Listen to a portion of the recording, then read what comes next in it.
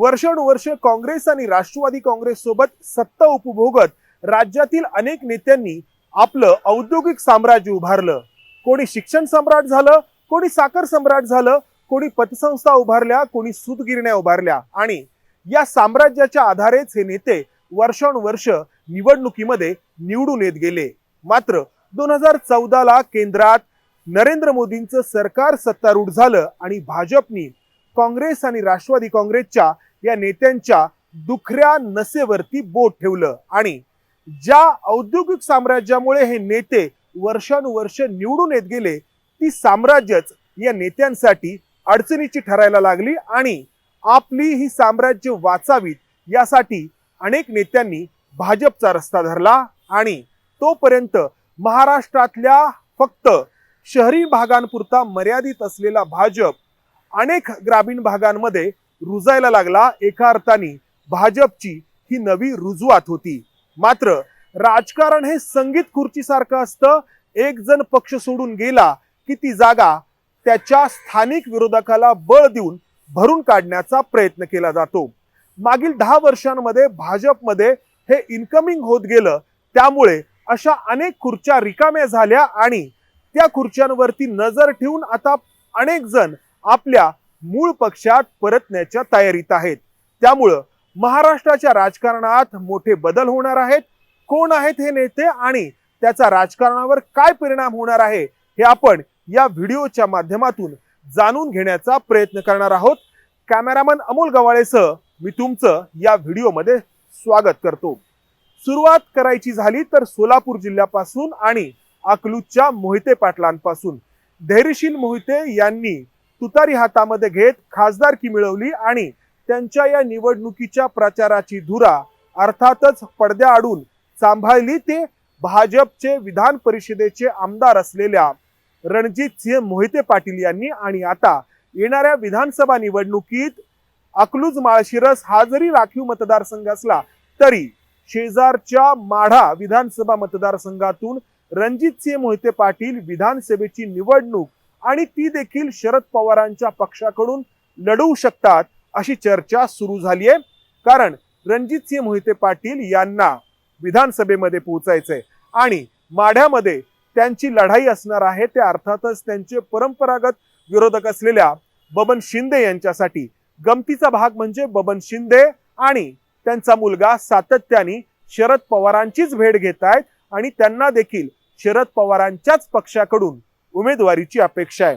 शिंदे आणि मोहिते पाटील या दोघांमध्ये अर्थातच ऐनवेळी निर्णय करणार आहेत ते शरद पवार, मात्र तो ऐनवेळीचा असेल। शेजारच्या पंढरपूर विधानसभा मतदारसंघातून भारतीय जनता पक्षाचे समाधान आवतडे हे आमदार आहेत आणि त्यांचे स्थानिक विरोधक जे विधान परिषदेचे आमदार म्हणून गेली अनेक वर्ष भारतीय जनता पक्षासोबत राहिले ते प्रशांत परिचारक देखील शरद पवारांच्या पक्षाकडून उमेदवारी मिळवण्याच्या तयारीत आहेत। अर्थात प्रशांत परिचारक असतील किंवा रणजितसिंह मोहिते पाटील हे दोघेही भाजपकडून विधान परिषदेचे आमदार, मात्र पूर्वाश्रमीचे दोघेही शरद पवारांच्या पक्षाचे पदाधिकारी राहिलेले। सुधाकर पंत परिचारक जे प्रशांत परिचारकांचे काका हे शरद पवारांचे जुने सहकारी।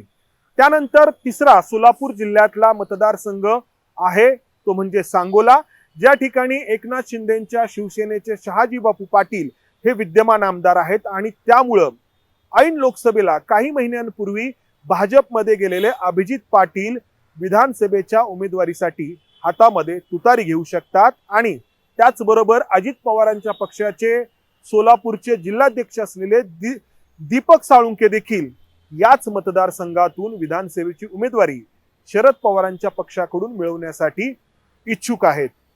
सोलापूर नंतर शेजारच्या सातारा जिल्ह्यातील वाई खंडाळा विधानसभा मतदारसंघातून भारतीय जनता पक्षाचे आमदार राहिलेल्या मदन भोसलेंची शनिवारीच जयंत पाटील यांनी भेट घेतली आहे। त्यामुळे अजित पवारांसोबत असलेल्या मकरंद पाटील यांच्या विरोधामध्ये भाजपमधून शरद पवारांकडे येऊ शकणारे मदन भोसले हे त्यांचे उमेदवार राहू शकतात।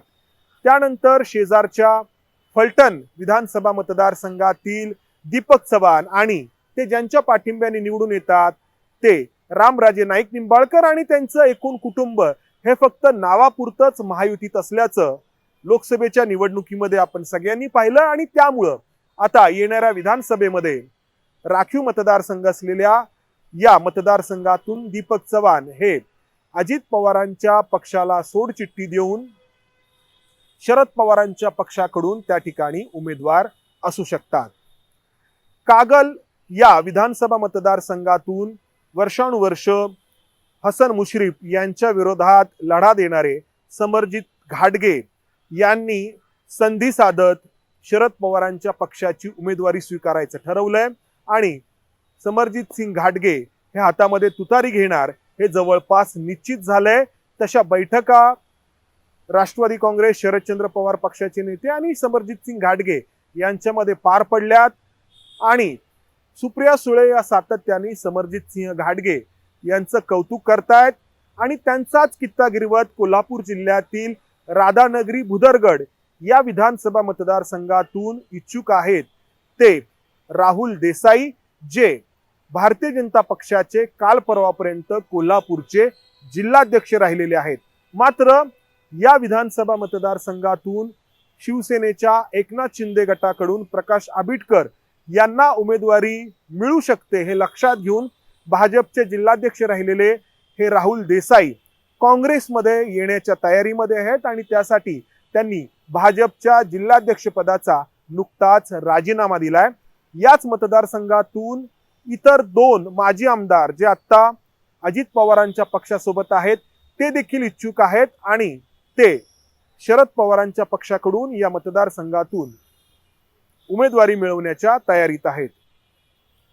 पुणे जिल्ह्यातील इंदापूरमधून हर्षवर्धन पाटील हे अनेकदा अपक्ष म्हणून निवडून आले आणि राज्याच्या मंत्रिमंडळामध्ये मंत्री बनले. त्यानंतर काँग्रेस सोबत त्यांचा प्रवास सुरू राहिला. मात्र अजित पवारांच्या राजकारणाचा सामना करणारे हे हर्षवर्धन पाटील 5 वर्षांपूर्वी भाजपमध्ये डेरेदाखल झाले.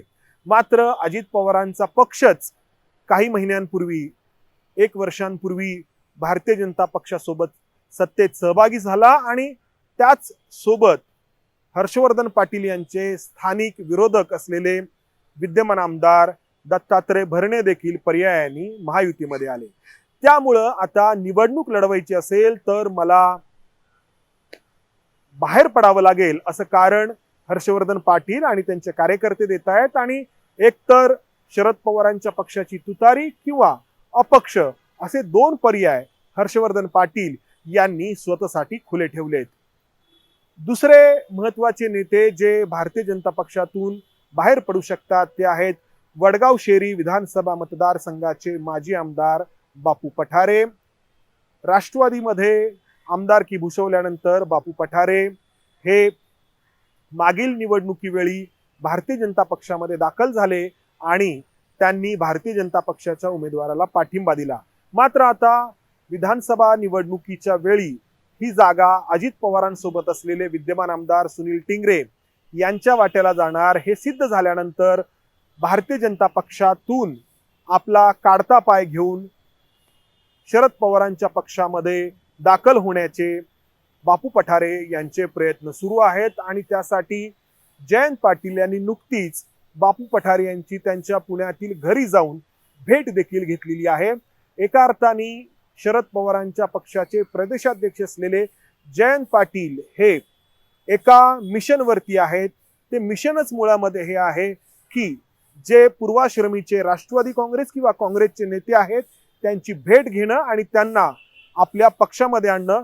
मग समरजित सिंह घाटगे असतील, बापू पठारे असतील, मदन भोसले असतील किंवा मोहिते पाटील असतील आणि त्यामुळं येणाऱ्या काही दिवसांमध्ये या भाजपमध्ये असलेल्या नेत्यांची आपल्या मूळ पक्षामध्ये घर वापसी होऊ शकते आणि भाजप बरोबरच अजित पवार आणि एकनाथ शिंदे यांच्या पक्षामध्ये असलेले नेते देखील आपल्या मूळ पक्षाकडे परतू शकतात आणि त्यासाठी कारण हेच दिलं जाईल की आम्हाला विधानसभेची उमेदवारी मिळत नसल्यामुळे आमच्यावरती अन्याय होतोय.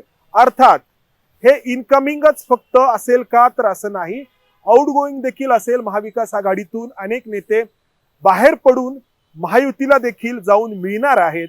मात्र या दोन्हीची तुलना करता महायुतीतून बाहेर पडणाऱ्या नेत्यांची संख्या अधिक असणार आहे, कारण महायुतीसोबत असलेल्या विद्यमान आमदारांची संख्या, भाजपचे 105 आमदार, एकनाथ शिंदेसोबत असलेले आमदार आणि त्यांना येऊन मिळालेले अजित पवारांसोबतचे आमदार, यामुळं महायुतीच्या विद्यमान आमदारांचा आकडा हा मोठा आहे. आणि त्यामुळं मी जसं सुरुवातीला म्हटलं, संगीत खुर्चीसारख्या चालणाऱ्या या राजकारणामध्ये अनेक विरोधकांच्या जागा रिकाम्या झाल्यात आणि या जागा भरून काढायचं विरोधकांनी आणि खास करून शरद पवारांनी ठरवलंय.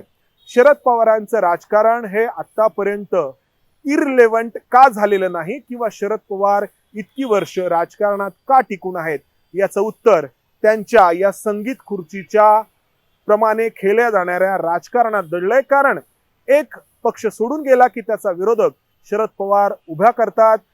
1978 साली महाराष्ट्राचं मुख्यमंत्रीपद भूषवल्यानंतर 1980 साली शरद पवारांचं सरकार बरखास्त करण्यात आलं आणि त्यानंतर त्यांच्यासोबत असलेले बहुतांश आमदार त्यांना सोडून गेले. मात्र पुढच्या निवडणुकीमध्ये शरद पवारांनी नवे आमदार निवडून आणले, हे ते सतत सांगतात. आणि ते याचसाठी सांगतात की जे आमदार सोडून गेले होते त्यांचे स्थानिक विरोधक शरद पवारांनी आपलेसे केले. आता हेच पुन्हा एकदा होतंय.